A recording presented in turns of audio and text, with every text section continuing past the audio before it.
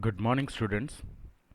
I hope you had watched our first video of your revision for class 4 topics. This is the book that we had used in our previous session for studying the computer subject. In the first video, I had discussed that what were the chapters that we had covered in the previous session. Here, we would be revising chapter by chapter in the upcoming videos. The first chapter was based on computer devices, in which we had learned about the different input and output devices connected to the computer. We had taken some examples like in input devices, the devices which are used to provide input to the computer are known as your input devices, like your keyboard, mouse, microphone, touch screen and touchpad, graphic tablets and joystick, scanner, which are also of two types. One is your barcode scanner and another is your flatbed scanner. Barcode scanner you have seen in many supermarkets where they just swap the scanner on the product and the informations and the price of that product is automatically given to the computer.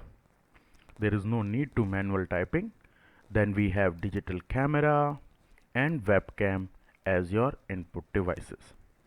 I hope all these devices are clear. In case of any doubt, you can ask me out. Then we have output devices, those devices which were being used to provide output, to show the output of the process. Basically, the common output device was monitor. I had explained in my first video that we had CRT type monitor. This is a monitor which were being used in past, but nowadays we have either LCD or LED type monitor. The another output device was your printer. The types of printer have been defined here. It's dot matrix printer, inkjet printer and laser printer. Nowadays, for better quality, we are using laser printer, but dot matrix printer and inkjet printer can be seen at various government offices or in banks where these type of printers are still being used for printing out the daily reports. We have plotter which plots or which is used to draw the large drawings such as maps, banners and posters. You have seen the posters or banners which are being put or placed on the roads or roadsides. These are being made by using the plotters. Projector, I hope everybody has seen the projector or have visited the AV lab where the projector projects the images or the content on the white screen which you guys watched. We have speakers and headphones for the output purpose also. Then I had discussed regarding the CPU, that is also the brain of the computer. All the processing work is being done by the CPU. CPU is being divided into three parts. And what are those three parts? The first is ALU, that is arithmetic and logical unit, which performs the calculation like addition, subtraction, multiplication and division, comparison work, evaluation, in other words we can say. Then we have a control unit which controls or coordinate between ALU and memory unit. As you can see in the picture, control unit controls your arithmetic logical unit, that is ALU, as well as it controls the memory unit also. And then last was your third part is your memory unit, which stores the content, the data, instructions which are given by the user and will be useful for processing. These were the chapters, these were the topic which we had covered in our first chapter. The second chapter was based on the memory and the storage devices which are used for storing purpose. Now there are bytes, there are memory, measurement of the data. Now computer can store the data in only two digits, either it is 0 or 1. It can't store in the alphabetical manner, it can't store in some other manner, but it can only store the information in the form of 0 or 1, which is also known as binary digits or bits. Now these bits are the basic memory block. Okay, so what happens when 8 bits combine, they become 1 byte. You have to learn this memory relationship. That is 8 bits is equals to 1 byte.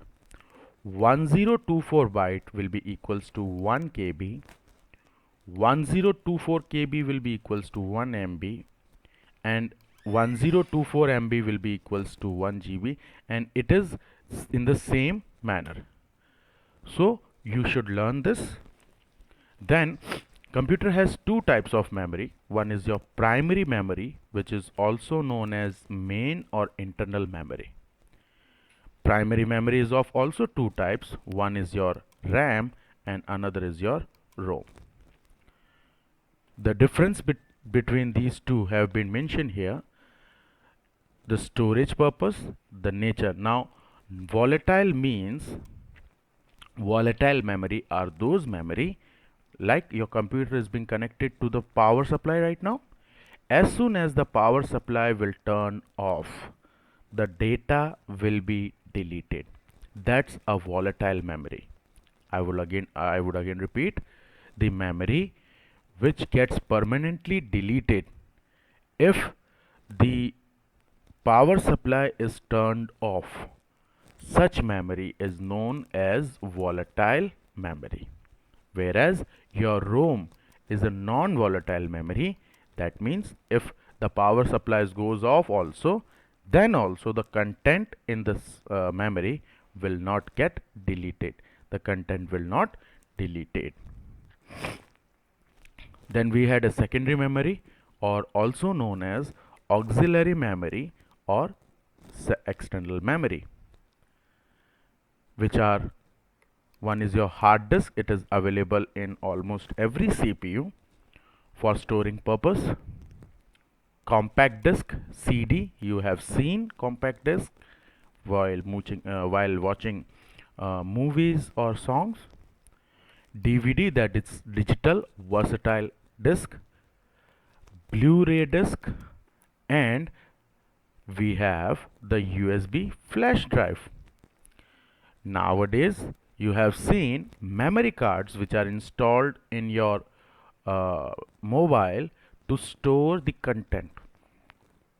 It can be range from 2 GB to 512 GB.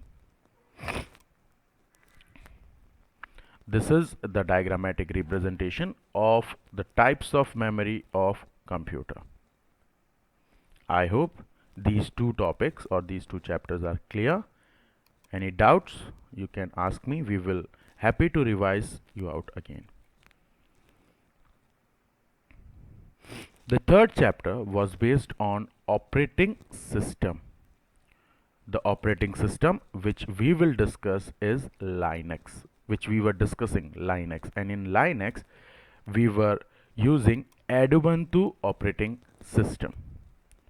We learned how to create files and folders, how to save the file. These all steps are basically common in all operating system.